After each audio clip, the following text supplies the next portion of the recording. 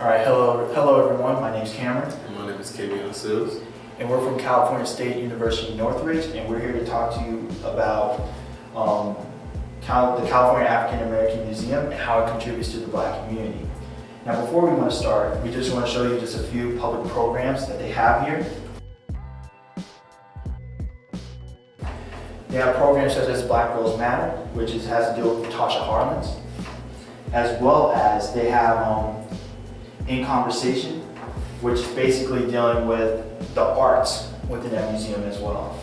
And also, they have a workshop that's called Meditation Guru, which is directed by a man named Derek Adams, that invites viewers to experience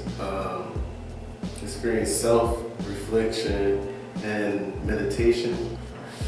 Now, since we got through the programs, or some of the programs that they have, we'd like to give you our analysis of the California African American Museum. So right now I have a couple questions for you. Number one for Kevion. Does the California African American Museum contribute to the surrounding Black communities, and how does it contribute?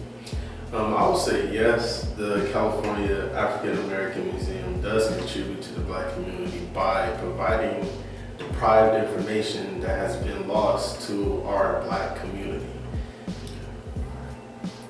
Another question that I have for you. When walking in there, when going into that entrance, seeing what's up on those walls, from your perspective, and I know we summarized what we saw in there. What was your overall analysis of this whole tour? What did you learn from that tour? And was it what you expected? My overall analysis of this whole tour, it was just breathtaking to me. Breathtaking to see all the pain and all the suffering that our ancestors had to take on during this time. Yeah, and it was the pain, man. And when you look at it, from the big scheme of things, not only did we see those riots, man, but we saw the old school setup of how back then, how you saw. Remember how we went in there? We saw the ECE mixtapes. Yeah. The old school setup of the couch and the TV, and basically how Black people's lives were back then. The television set, the records.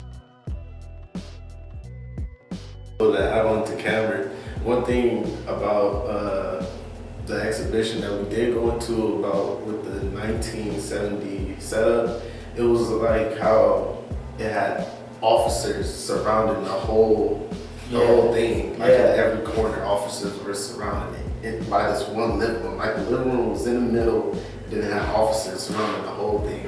I think that was like a very strong message being provided to the viewers. Yeah, type of vibe. And at the same time, when we move into the art gallery,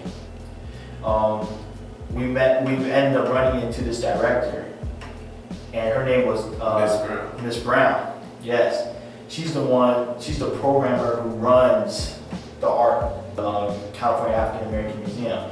Now, when we went in there, we're just like, shoot, man, look, like we saw the art, but we didn't know what was the meaning behind the art. Yeah, we didn't know the meaning behind it. We're just like, hey, that's art. Yeah, we didn't know that they had a real Picasso in there. Yeah.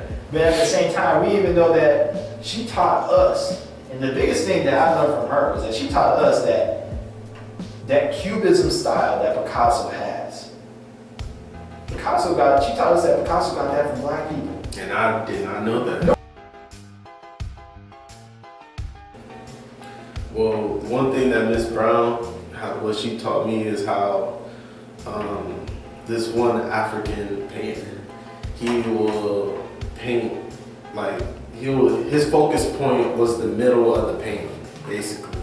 And from the middle of the painting, he will then express himself from the middle of the painting, like draw different things from the middle of the painting to get to his viewers of the painting.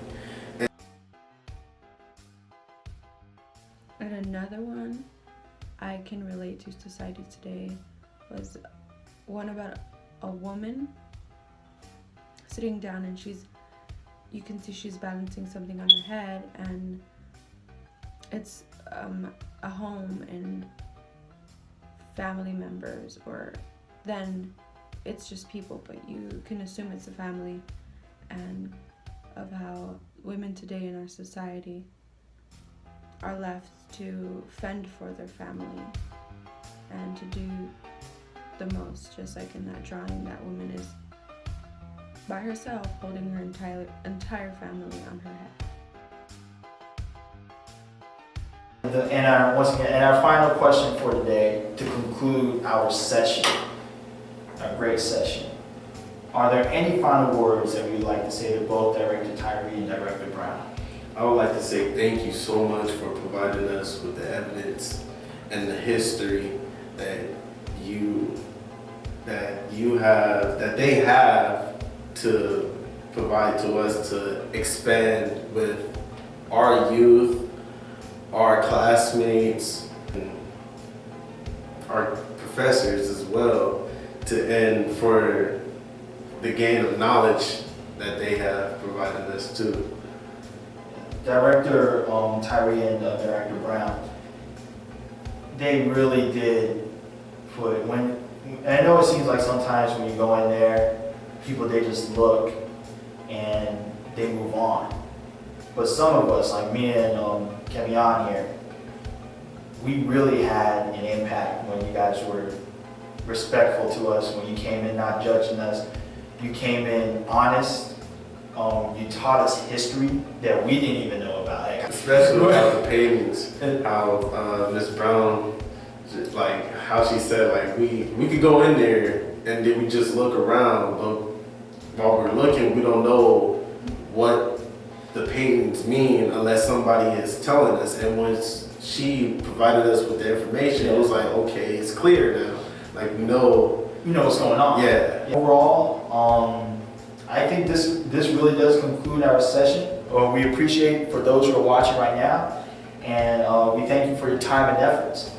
And I hope you all have a nice day. Once again, I'm Cameron. And I'm Kevion. We're from California State University, Northridge. Just appreciate your time. Have a nice day.